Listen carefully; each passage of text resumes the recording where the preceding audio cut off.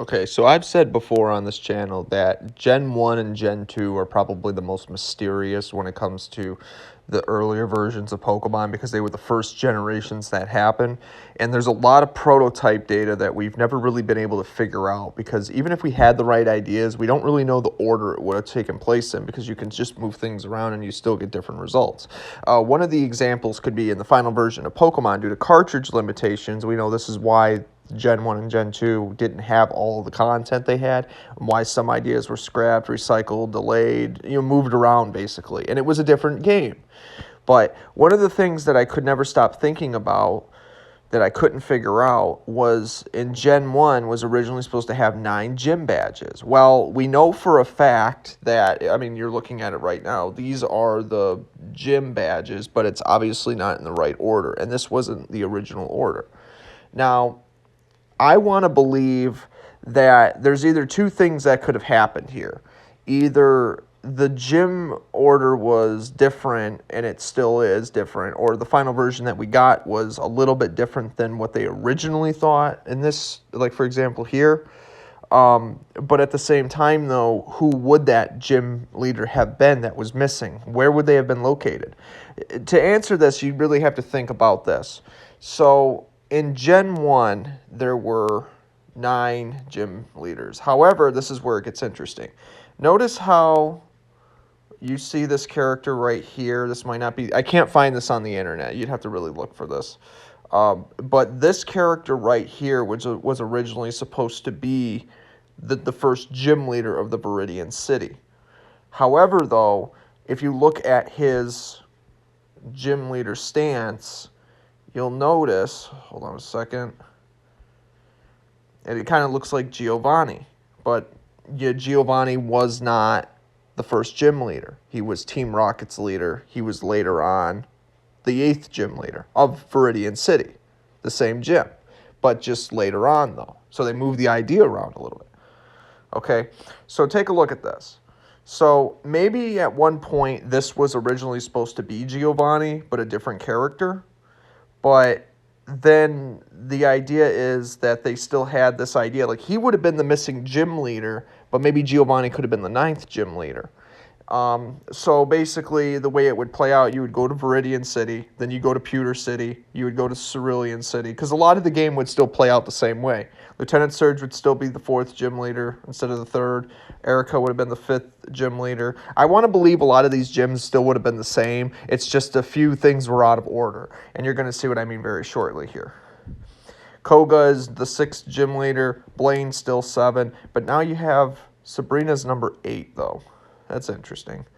So this could have been when they originally had the idea that obviously the Silphco was going to be like one of the last places you go to before the Elite Four, but you would come back to it in the post game because there's that Silph League, and then there's also the Elite Four. Now keep in mind there was cartridge limitations, so that's what caused the game to be different.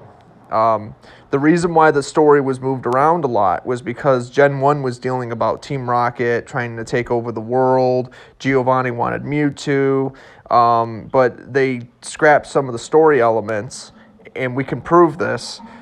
It's like they were trying to, like basically when you're seeing the story unfold playing as Red in Gen 1, you see how everything was supposed to be about Team Rocket fighting a bunch of people and eventually other people that were standing in Team Rocket's way to prevent people from getting hurt, but also it was supposed to prevent Giovanni from getting Mewtwo in the end, because the whole story ends up becoming full circle that Dr. Fuji was a doctor that created Pokemon. They did a lot of illegal experiments, a lot of wealthy philanthropists were involved, and eventually a criminal organization was trying to get involved too. And I'm still not convinced if Giovanni actually was... if he was like an assistant, had a partnership with Fuji, or if he just knew what he was doing secretly and he wanted in on it, but they didn't want to let Giovanni in on it, so he tried to take it for himself, Makes sense. But, obviously Giovanni is an interesting individual. He's a businessman, kind of runs a mafia, but at the same time, though, he's a gym leader. He's powerful, So it's already crazy enough that Giovanni wasn't even a ground-type gym leader. He was a flying-type gym leader. So there's that. That would also explain why in Gen 1, because the flying status got changed, they eventually changed. That's why, I forget what was his name, the first gym leader in Gen 2 in, what was it, Violet City? You fight, and it's funny because I can remember what he looks like, but I'm just not good with the names. You get the flying type, flying badge, the Zephyr badge, or, what was it? Anyways, what was his name?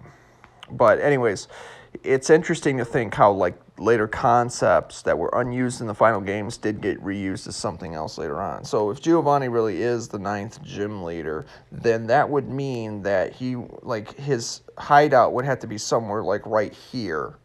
See, right where the C is, right here. This is actually south of that's where Erica is in the 7th gym, or the 7th. But south of it, there's an unused map, and you can see right here, well, it's not there in the final version. They cut it because of cartridge limitations. But it's possible, like, if this is where, let's say that this is accurate, and let's say Giovanni would have been the 9th gym leader. It would make sense that you would go here and find out Giovanni's still got a hideout somewhere, and it would still make sense. It would just talk about how Giovanni still, like, he had other dreams too, and he had other occupations as well. And then you would fight him, and then, you know, later on you'd find him again, but this time he wanted revenge for sure. Not just for the gym leaders, not just for the Team Rocket, but because he wanted Mewtwo, and he was willing to fight Red one more time. But this time he had all 3 legendary birds, because they had the idea that you could catch legendary birds more than once. You would just go to a certain location, they have a really rare encounter, and they were just hard to catch. You know, that makes sense. But the ideas of Pokemon have really changed a lot if you really think about it. And I actually want to make a ROM hack that, now that I kind of understand how these games like were originally supposed to be, we can kind of get a better idea like how to redesign Gen 1 under that impression. And that makes sense. So I think if there really is 9 gyms, I think Giovanni would have been a flying type gym leader. It also would have made sense that, you know, you would have 9 gyms because this would be the hidden town it was originally in. And if that's the case, he would have had, like, because when you fight Giovanni for the very first time, I mean, like, when you're fighting him in the gym, he doesn't use the legendary birds right away. This is, like, later on, once you fight him in the Silphco boss rush, if you know what that is. A part of the game that was originally scrapped. It's interesting how different Gen 1 was supposed to be, but if it hadn't have been for cartridge limitations, we would have gotten all this stuff. It would have been really fascinating. I still think, also, this is off topic, but I throw this out there a lot because I like this idea. Originally, Mewtwo was not supposed to be found in the Cerulean Cave. It was actually supposed to be found in the Silphco, in another area that wasn't in the final game. And some of the maps in the Silphco were reused in the Cerulean City Cave, where Mewtwo was, like the final bottom floor where you find Mewtwo, the long path you take to get to Mewtwo. Some of that is still the same. But it's interesting how they copied that with something else, though. But Moltres was originally supposed to be caught in the Cerulean Cave, and its dungeon looked completely different. It was like an underground cave that would eventually, it'd be like where fire-type Pokemon go. And it's interesting because under that, all that, there would have been a giant cave that was like near a volcano, but it wasn't even near Cinnabar Island. It's very interesting. So this would have been proof that not only was Gen 1 supposed to be longer, but it's possible that we had all the answers there from the beginning. It's just out of order somehow. So hopefully we can explain this a little bit better. But if this isn't true, I still want to know like who the 9th gym leader would have been, and what point would you fight them at if they're not technically the 9th gym. But then what order would it have been in? Would Sabrina have still been the 8th gym leader? Would she have been the 9th? Who would have been... Could it have been the 5th gym leader, aside from Erica, or 6th? You know, because you're right around that time.